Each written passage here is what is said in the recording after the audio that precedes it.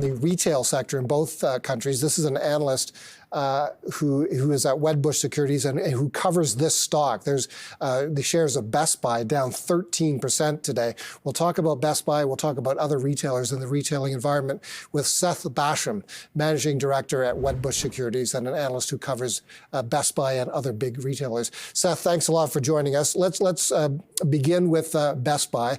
What is the market seeing with respect to Best Buy and the tariff situation that has alarmed it to the degree of sending the stock down by 13%? Yeah, thanks for having me. Best Buy reported earnings today that were pretty good for their fourth quarter, but the story really is about tariffs. Their outlook for 2025 was muted in and of itself without impact of tariffs included in that outlook. However, when we incorporate the potential impact of tariffs, it's not a good news story because the company has very high exposure to imported products, both from China as well as from Mexico. Now, those two countries account for some 85% of their goods sold, and the tariffs that are proposed and going into place right now will have a material impact on their sales and potentially their profitability. So that's really what's going on with Best Buy stock today.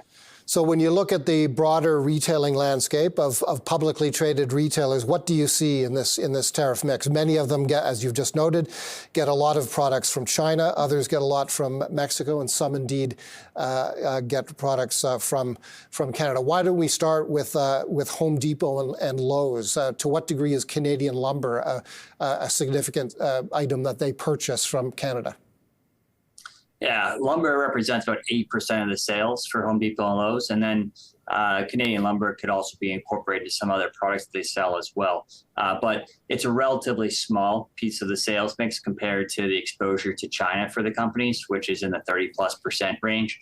So we see modest impact on Home Depot and Lowe's outlooks. There'll be ripple effects through the home improvement retail landscape and the renovation landscape for homes in the U.S. But relative to Best Buy, they're in a better spot. There's really an uneven balance of impact across the retail landscape in the U.S. with those with high mixes of products imported from China as well as Canada and Mexico, highly exposed. And also it depends on the mix of the type of merchandise they sell. The more discretionary the merchandise they sell, the more impact there will likely be on their sales because there'll be demand destruction.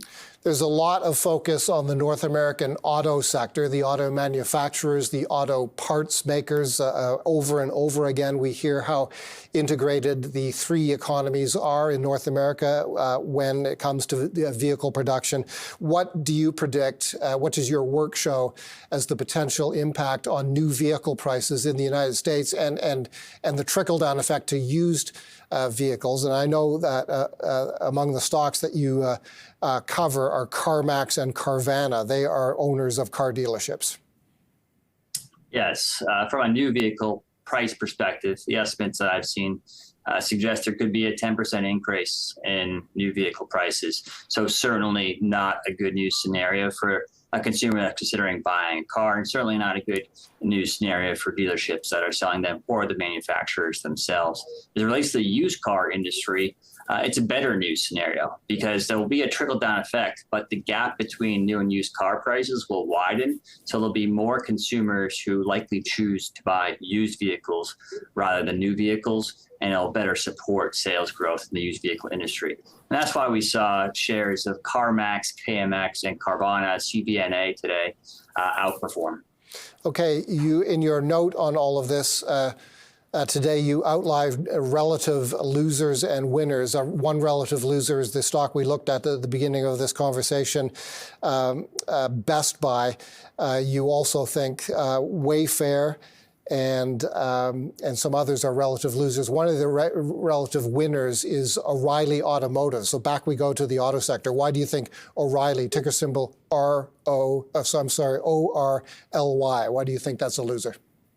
I'm sorry, a relative winner. Relative winner in the auto aftermarket because of the fact these companies have pretty good pricing power.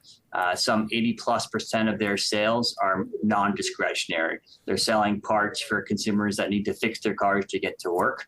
So they're able to take any cost increases from tariffs and pass them through in the form of price increases, and oftentimes even hold their margin rate. So they'll be expanding their gross profit dollars in this scenario. So that's the primary reason, despite the fact that they cater to a low-income customer that is going to be more cash-strapped from the inflationary effects of tariffs. They have the pricing power to withstand it. Where does Walmart stand in all of this? Perhaps the most high-profile U.S. retailing stock of all, and one that, of course, has delivered big gains for shareholders over the past couple of years. Yeah, Walmart's somewhere in the middle because they have a range of merchandise that they're selling, some highly discretionary and a lot of it that's non-discretionary. At the same time, they cater primarily to a lower mid-income customer bracket, which is going to be more cash-strapped because of the impacts on discretionary spending power. So I'd say that they're modestly impacted relative to somebody like a Best Buy. Seth, thank you a great deal for joining us today. Seth Basham is Managing Director at Wedbush Securities, and as you just heard, an expert in the U.S. retailing sector.